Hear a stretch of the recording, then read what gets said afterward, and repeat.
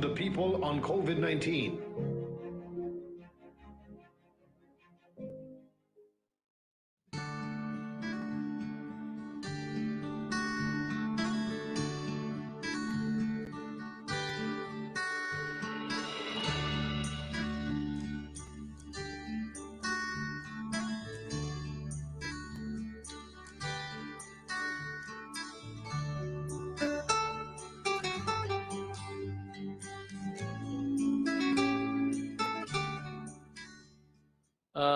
Magandang gabi mga kababayan ko. Meron ho akong sasabihin sa inyo.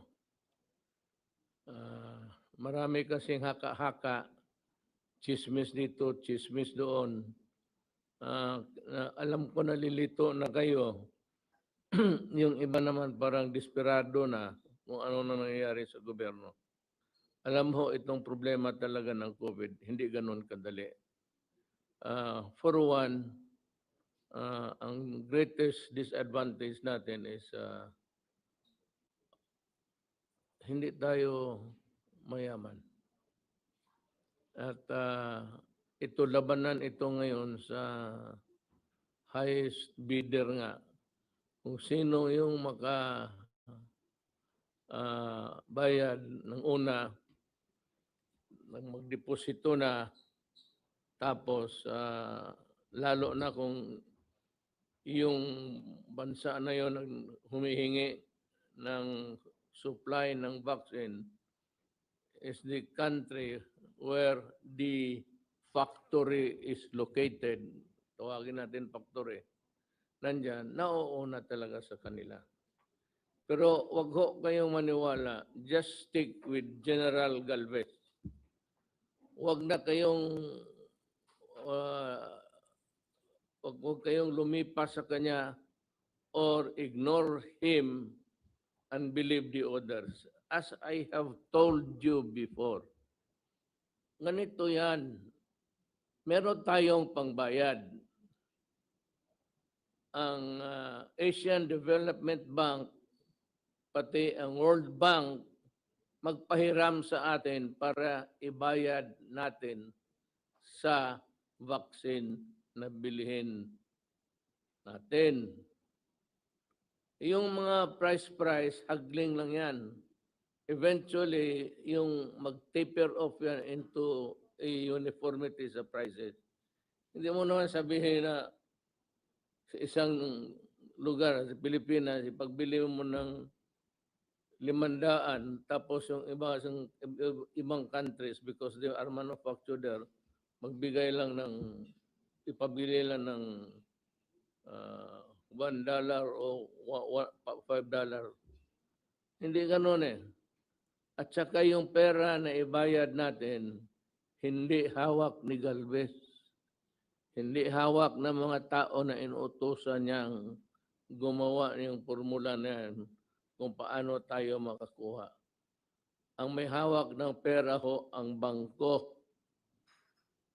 Ang sabi nila na billion, yung billion na yan, nandyan sa World Bank, pati sa Asian Development Bank.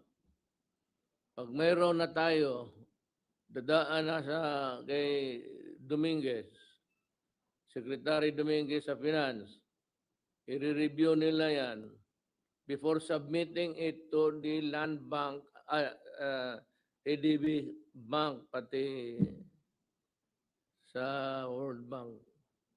Dadaan muna sa kanya yan at baka i-submit niya, he might opt to have it pass in a full vote sa cabinet meeting, magbotohan. Ngayon, basahin ko sa news roundup rather on international affairs. Basahin ko muna dahan-dahan lang. Europe, EU regulators recommend authorization of AstraZeneca vaccine. Tignan mo ang kagago ng European Union sa The European Union's medicines regulator on Friday recommended authorizing the Oxford AstraZeneca COVID-19 vaccine for the use among its 27 member states. Right to Europe, mga European countries, parang asosasyon nila. Tapos sabi dito, capping off a turbulent week which shows Black attack the drug maker over delays sa supply. Ito sa Europe na to, ginagawa na ito mga medisina doon. Sabi na, the European Medicines Agency, meron pala sila, European Medicines Agency said the AstraZeneca vaccine will prevent the deadly coronavirus from attacking people who are at least 18 years old. The vaccine has been administered in the UK since early this month. I expect the company to deliver 400 million doses as agreed. The European Commission President Ursula von der Leyen said. Meanwhile, the European Commission launched a new mechanism on Friday to monitor and in some cases block coronavirus vaccines exports out of the European Union. The European Union has voiced concerns that vaccines could not be sent abroad before companies fulfilling obligations in their block. Ganong kadali. Ang atin dito, ASEAN, but we are not really as powerful as the EU. Wala tayong connection, wala tayong pera. May pera tayo pero naka-ready lang. Standby. So yung mga haka-haka, mga istorya, chismis ng mga yung nakita ninyo sa TV during the last 2 weeks preceding ngayon, walang nangyari. Puro na ito, papriso namin, si Galvez. You can talk of billion, wag mo na, gawain mo ng trilyon. Kasi wala talaga pera. Ang pera nasa bangko. Wala tayong inipon na pera para dyan lang kasi hindi natin alam na yung COVID dadating sa buhay natin. Do you really want to know what's happening in our economy? You talk to Dominguez. Alam mo, lahat ng bayan ngayon ng buong mundo, bagsak.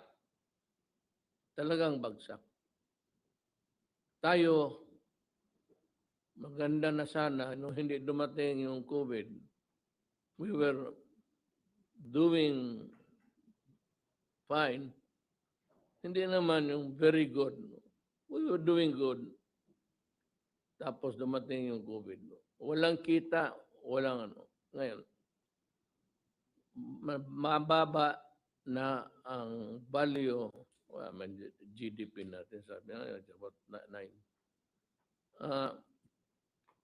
According to the Secretary of Finance, araw-araw, ngayon, hanggang matapos tong COVID, araw-araw, we are losing 2 billion na pera para sana yon sa mga tao. Yung the workers, the Filipino workers would have earned that money kung ang ekonomiya natin gumagalaw. Kaya nga hindi. yung may social distancing, we cannot also argue with the science people. If they really mean good, so what can we do about it? So yung mga transportation, sabi ko, hindi yung social distancing, nakaka-discourage. So, ang transportation business, wala. And you know, the world and the economy is run by oil, gas. Kung hindi natin patakbuhin yung mga cargo trucks, mga ano dyan, wala na. So, we are sinking deeper and deeper. Pero hindi lang rin tayo.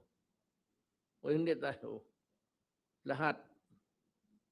Pero we are trying our very best to keep us afloat. Ang ekonomiya natin, mga kababayan ko, is masama talaga. Biro mo naman, ilang taong walang trabaho. The economy of the Philippines is really in bad shape. But as I've said, it is not only the Philippines who suffers. We in the world is suffering with everybody. Huwag naman masyado ninyong idiin yung bayan ninyo na talagang pobre na gano'n, gano'n. Nabubuhay pa naman tayo. Let us just hope for the best. The problem is yung bakuna. For all of the bruhaha. Oh, mayroon kami dito. Nakita, mayroon saan? Yung AstraZeneca, hinostage ng European Union. Sa Europe kasi, parang isa na lang sila. Ang pera nila ng euro dollars, ang pera ng France, pero lahat tanggap na lang.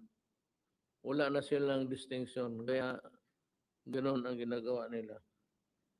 Ewan ko kung ano, but sana itong one day, maybe, one day, not in other fields of magkakaroon rin tayong panahon to shine.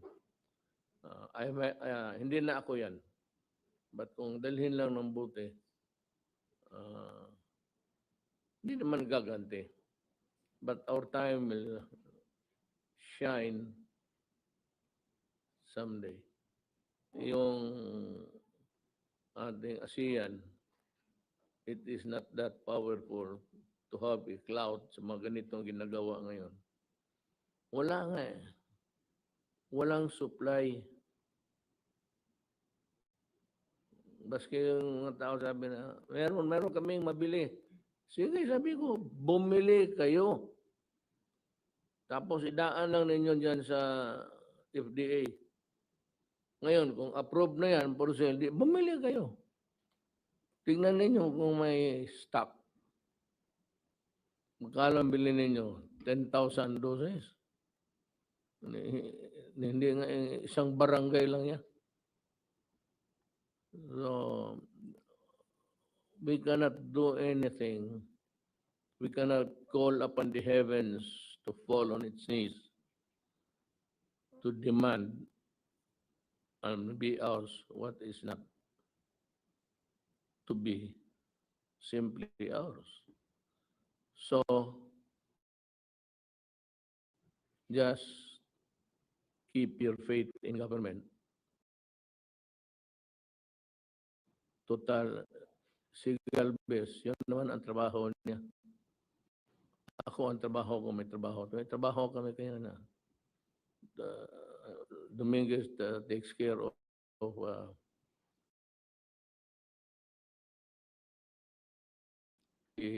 Secretary Duque naman. Palagi nilang inaaway, pero tama naman.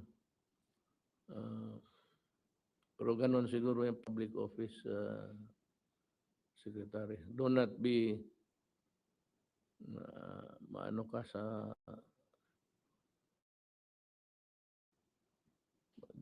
get discouraged from the brickbats thrown against you. Now, sandali dito ha. Let us go to another.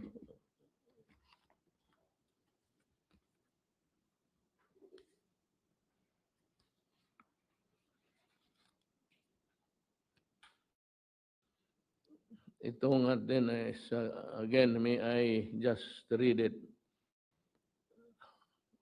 Maybe it will be fortified by the announcements also of the task force. Ang community quarantine classification as of February 1 to 28, 2021 as follows.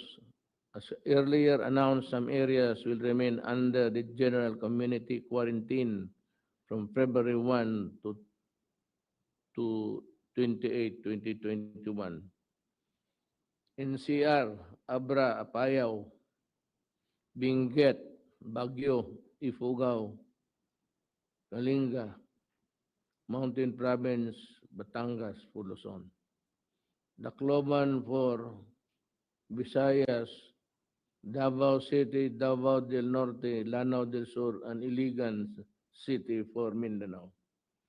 Santiago City, Ormoc City, and all areas placed under the modified general community quarantine. Ito ulitin ko itong Santiago City, Ormoc, and all areas are placed under modified general community quarantine.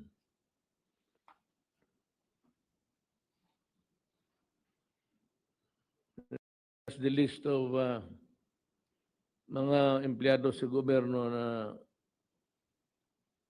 suspendido January 23, 2017.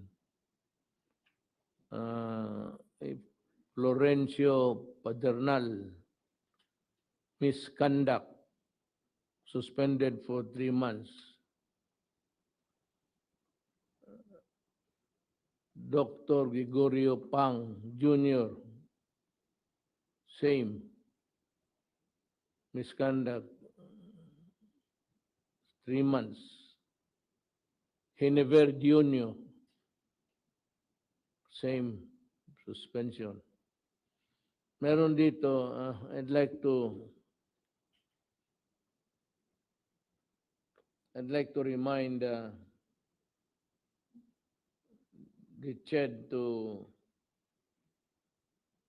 write me a letter. Kasi dito si Doktora Maria Teresa Samonte, Chief Administrative Officer, CHED Regional Office 12.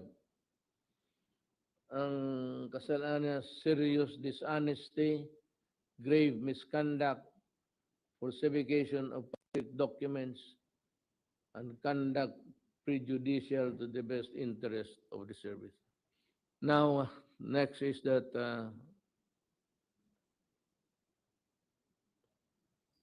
si General Galvez will give us a report on COVID-19 additional. So where are we now, sir, sa ating negotiation sa vaccine?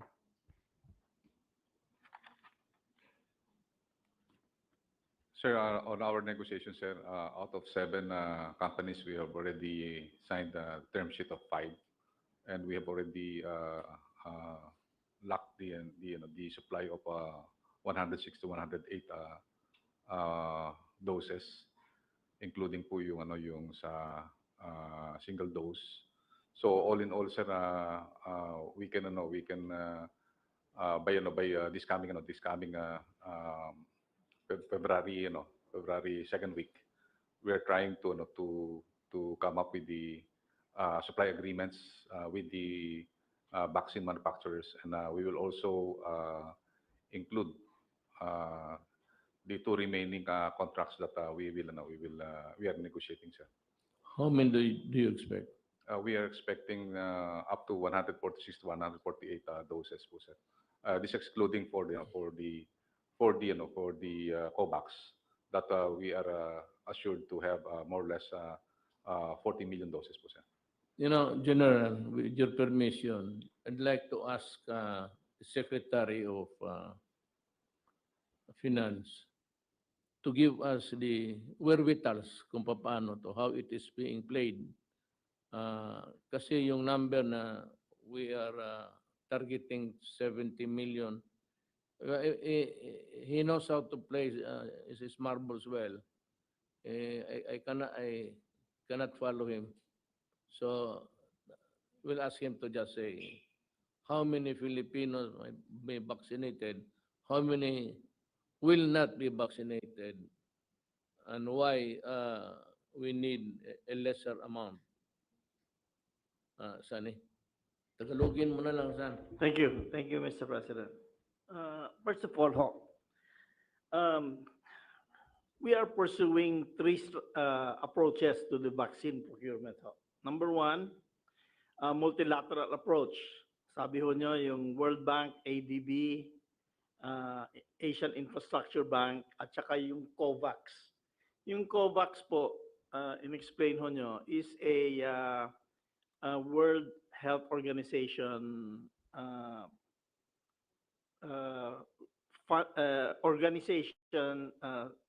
activity na nagpo-provide ho ng vaccines to poorer countries. That's the first strategy, yung multilateral approach. Yung second ho, yung partnership with the private sector, at saka yung third ho, partnership with the local governments. These approaches are independent, but they are coordinated. Para ho, we will have enough doses to vaccinate 100% of the adult population. Ang multilateral approach ho, yung national government multilateral approach, meron ho tayong funding ng 1.38 billion US dollars. Galing ho yan sa World Bank, Asian Development Bank, Asian Infrastructure Investment Bank. And plus we have funds for vaccine through the agreements with suppliers or with COVAX. This will fund a total of 106 million doses of vaccines. Ang value ho niyan, 1.2 billion US dollars. And plus, we have 40 million doses of vaccines under COVAX. Ang costos of COVAX is only, ang contribution na natin sa COVAX for 40 million is only $84 million. Itong 146 or 148 million doses will vaccinate 76 million adults, more than 100% of the adult population.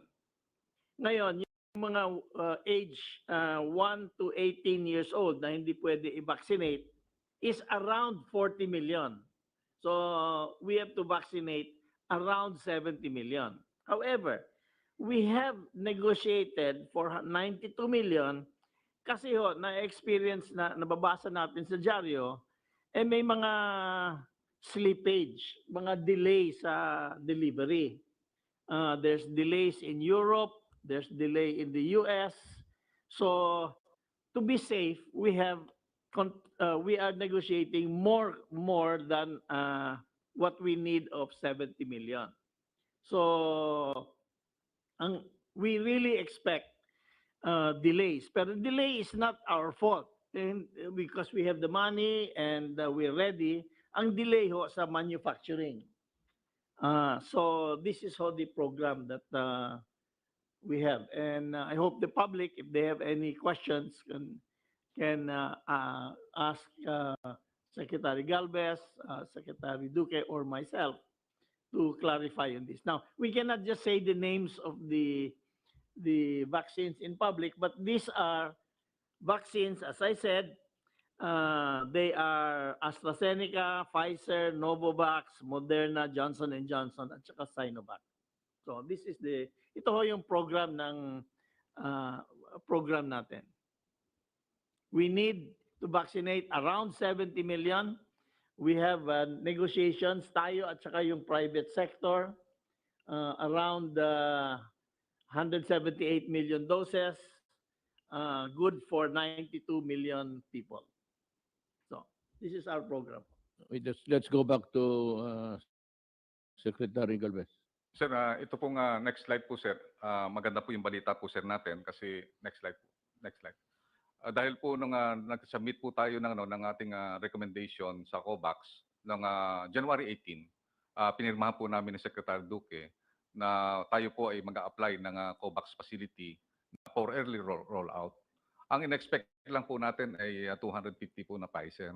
Actually, yun po ang po namin preparation. Pero gusto po namin magpasalamat sa WHO at saka sa Gavi po, sir. Dahil kasi talagang tinupad po nila yung pangako po nila na dahil kasi po talagang tinawagan po namin sila sa New York, tinawagan din po namin yung mga country rep po dito. Na sinabi po namin talaga na kulang po tayo sa first quarter of the year.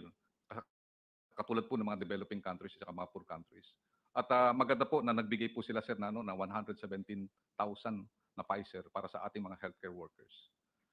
Yung pong po yan, 171 trans po yan, bibigay po sa atin. And then yung AstraZeneca rin po, nagbigay rin po ang COVAX ng 5.5 million to 9.2 million. So ito po, pwede po pong scalable po ito pagka nakita po nila na talagang kaya po natin i-dispose kaagad itong mga kasi po ang naipangako po sa atin ay 20% or more or less 40 million doses. So ito po, gusto po namin magpasalamat sa WHO sa Gavi dahil kasi talagang they're giving so much premium on the equity of access to poor countries and developing countries. And ito po, nakita po natin na meron din po itong tinatawag na mga kailangan po na mga corresponding next step na gagawin po natin at we will comply po ni DOH yung mga gagawin pong mga po natin. At natutuwa po kami at natutuwa po yung mga LGU na they will receive yung yung 117,000 na COVAX Pfizer and also more or less 5.5 million to 9.2 million po na AstraZeneca. Ang rollout po nito is mid or last week of February. Kaya po meron po tayong at least mga more or less na naasahan na 3 million doses this coming February po, sir.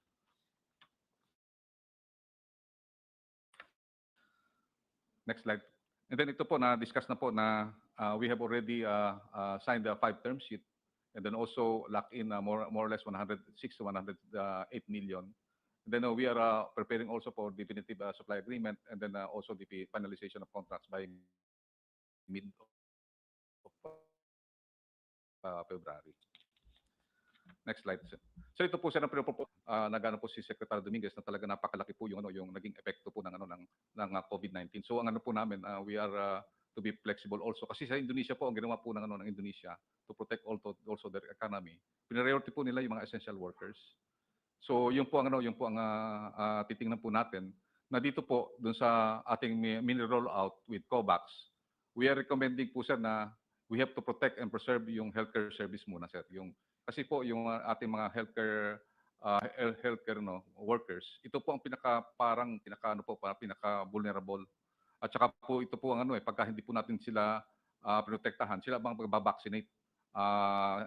Magkukulaps po yung healthcare system po natin. Yun po ang nire-recommend po ng WHO na unahin po natin yung ating mga hospitals and yung mga healthcare workers na gagamitin natin sa vaccination. This also includes sir yung tinatawag natin yung mga protection of vulnerable sectors and government frontliners, katulad na po sir yung senators at saka yung uniform personnel. Dahil kasi yung uniform personnel po gagamitin po natin yan sa massive vaccination.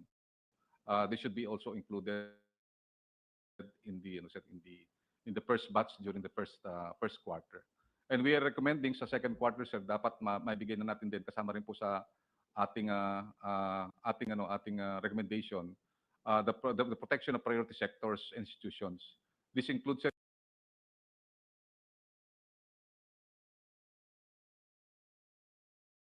yung economic frontliners. Yun po ang recommending po ng mga